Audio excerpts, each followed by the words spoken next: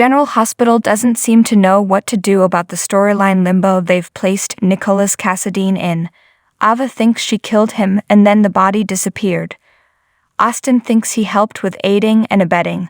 On the other hand, Laura, Jenny Francis, thinks her prodigal son is in Chechnya. So does Valentin James Patrick Stewart.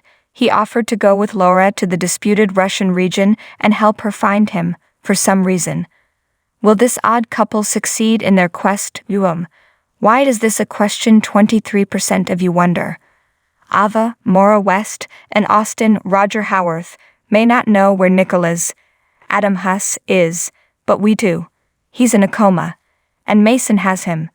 So unless the medical facility we saw was in Chechnya, how could Laura and Valentin possibly succeed? Sleepyhead Nick was with Mason Nathaniel Gray months ago. There's been plenty of time for Victor Charles Shaughnessy to snatch his nephew since then and hide him somewhere in Russia, 35% of the audience asserts.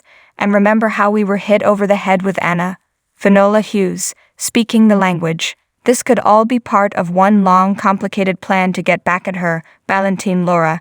Everyone Victor wishes to stick it to from beyond the grave. They'll find him. Him and a lot more trouble, sure. Laura will eventually find him, 42% predict.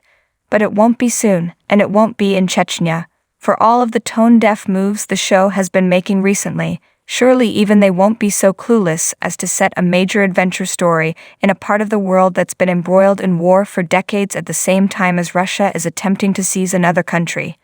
Chechnya is just a distraction, right? Will they soon move the action somewhere less contentious? General Hospital spoilers reveal words of caution, pleas for help, big decisions, and so much more. You won't want to miss a moment of this emotional new episode. Brooke Lynn, Amanda Seton, finds herself between a rock and a hard place with her granny. Tracy, Jane Elliott, wants as much information as she can get about what's been going on at Deception, but Brooke Lynn is not comfortable spying. To that end, Tracy warns Brooke Lynn that having Chase, Josh Spickard, back in her life might not last forever. Brooke Lynn might be happy now, but if BLQ doesn't cooperate, all that could change soon. Meanwhile, Maxie, Kirsten Storms, is shocked when she looks over some Deception records. She can't even believe what she is seeing. It must be something good because Lucy Lynn Herring is going to sing her praises. Drew Cameron Matheson remains as desperate as ever to bring down Ned Wally Kurth for reporting his crime to the SEC, even though Ned didn't do it. It doesn't matter that he is guilty. He is not going to go to jail for a crime he did commit.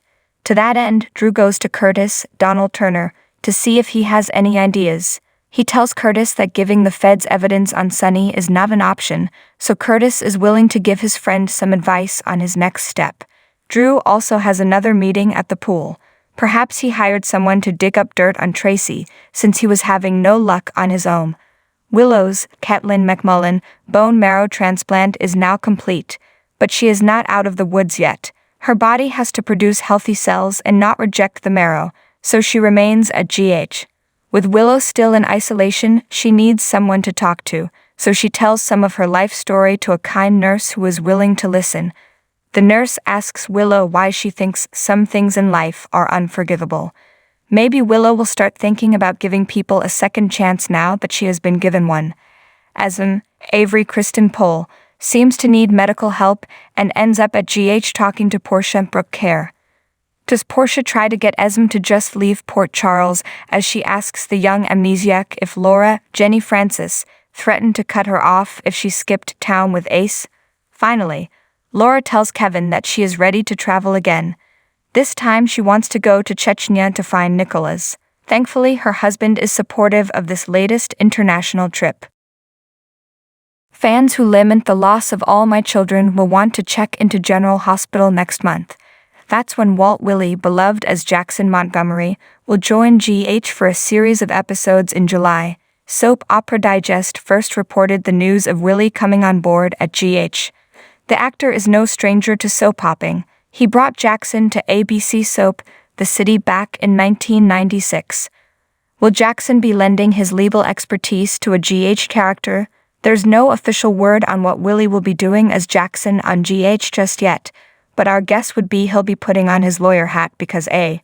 Jackson is, of course, an attorney, and BGH has done this before when Daytime Emmy winner Hilary B. Smith reprised her One Life to Live role as Nora, a lawyer, to help Valentine, James Patrick Stewart, get custody of daughter Charlotte away from Lulu. M. Rylan, in addition to playing Jackson, one of Erica Kane's, Susan Lucci, many husbands, Willie has a series of other soap opera roles on his resume. His first soap role was as a guard on Edge of Night in 1983. In 1986, he played Jim LaRusso on Another World.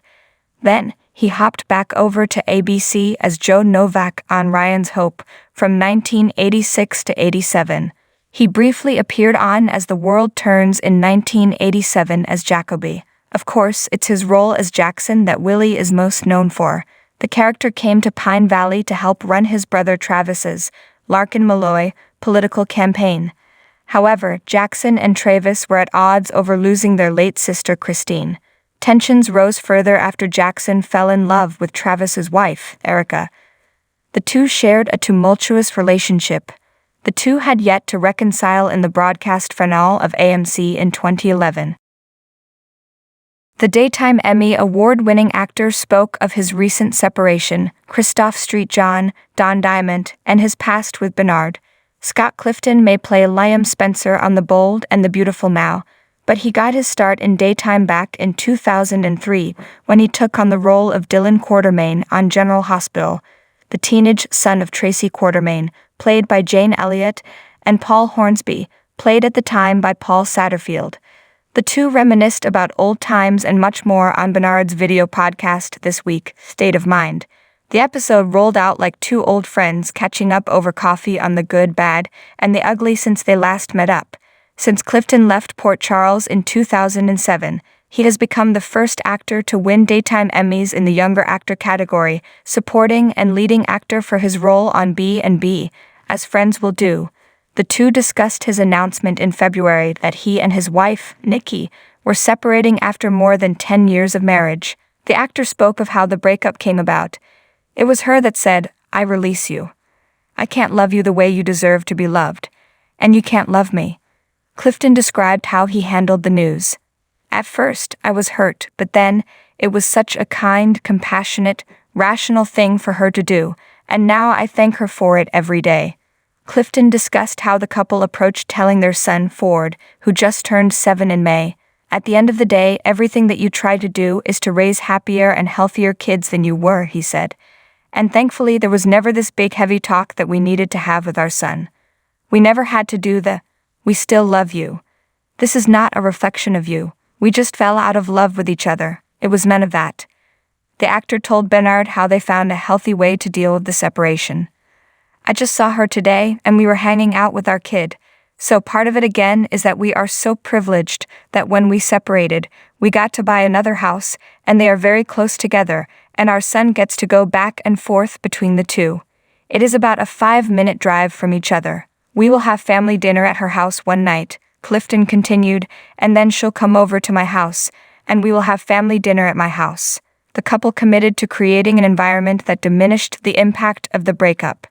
"We still create this family unit thing, and the nature of our relationship, I am sorry," Nikki, speaking to his ex on camera, "was that we were not romantically compatible.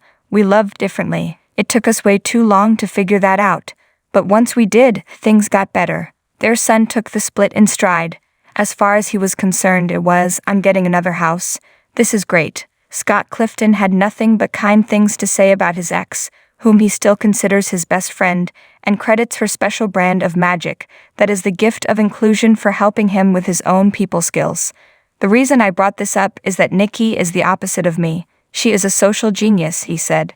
Clifton went on to relate her gifts. "She can meet anybody and within seconds make them fall in love with her. She knows how to read people immediately. She knows exactly what their sense of humor is, what will make them feel secure, and what will make them feel safe in the conversation." Bernard and his old friend spoke of Clifton's parents and their difficulties, growing up as an only child and lacking communication skills, foregoing high school for an acting career, and behind-the-scenes stories of working together on the set of General Hospital. The actor/musician shared his early impressions of the method actor and host of SOM, including a story involving old Hollywood, the Isley Brothers, and two different memories of the same event.